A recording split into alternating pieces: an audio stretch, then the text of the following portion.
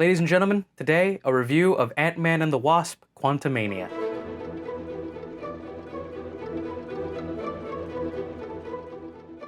Before I begin, I'm going to read a synopsis from IMDb.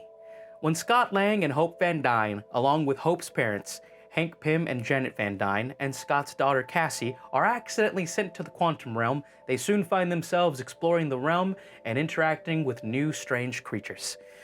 The Ant-Man movies in the MCU have always been part of this kind of more smaller scale part of the MCU, where a lot of the consequences for the movies didn't really have overarching consequences for the rest of the MCU.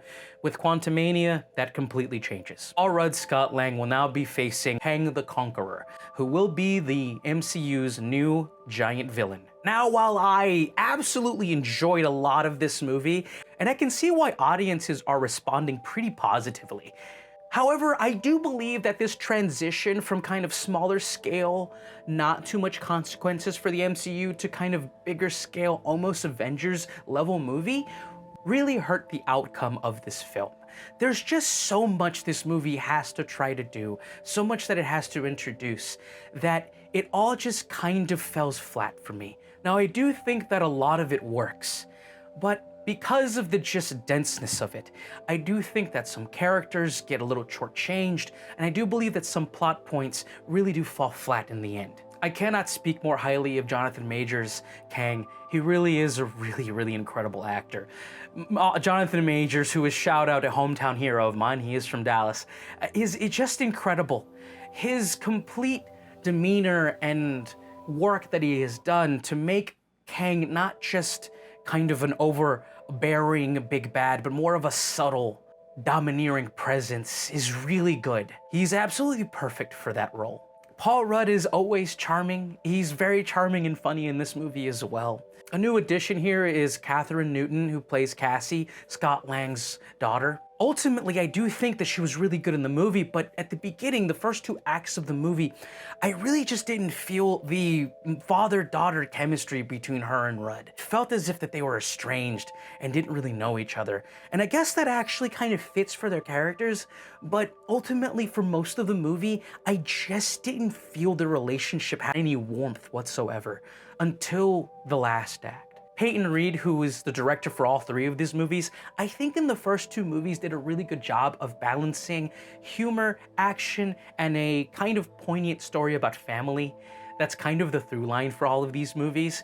And with this bigger, more broad story for Ant-Man, I think that that charm was just lessened. I think that that charm from the other movies just went away. That's not to say that I don't think Peyton Reed did a good job here. I actually do believe that his directing was actually pretty good here. My biggest complaint was the fact that some of the action sequences, especially when it comes to hand-to-hand combat, seem to have been filmed and edited a little bit less kinetically and kind of made some of the hand-to-hand stuff be a little bit dull for me, for sure.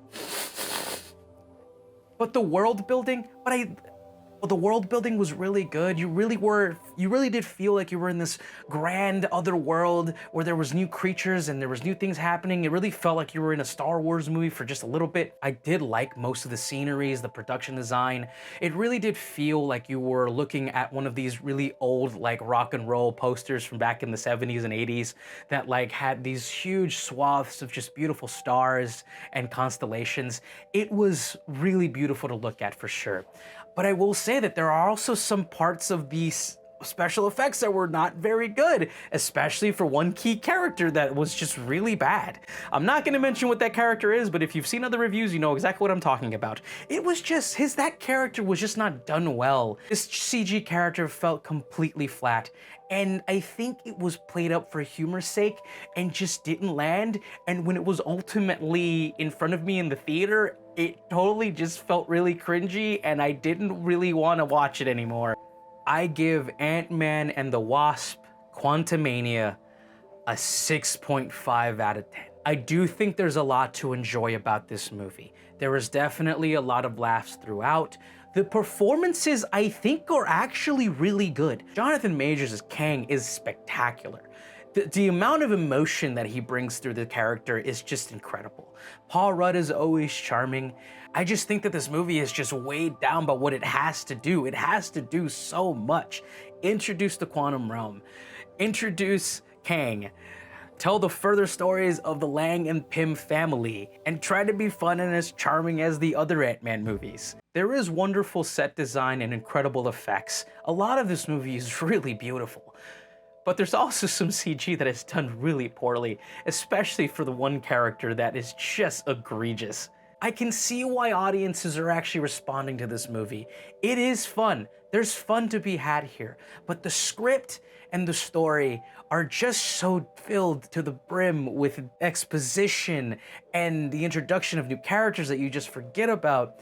It ultimately all just falls a little flat. But the other Ant-Man movies are really about smaller stories that didn't really have far-reaching implications for the rest of the MCU. This movie is the complete opposite of that, and I think the transition from kind of smaller, funny, ancillary characters just doing a thing in a little small corner of the DC universe to a story that takes place with the main big villain that the new MCU movies will have to deal with, packed just too much into this movie for everything to be able to work. There's definitely redeeming qualities about this film, but there's just so much that just falls a little flat that personally I didn't have a great time with it. I had an okay time.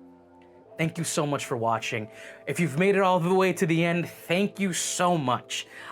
Please like, comment, and subscribe. If you comment, I will do my absolute best to comment back and to reply in a timely manner.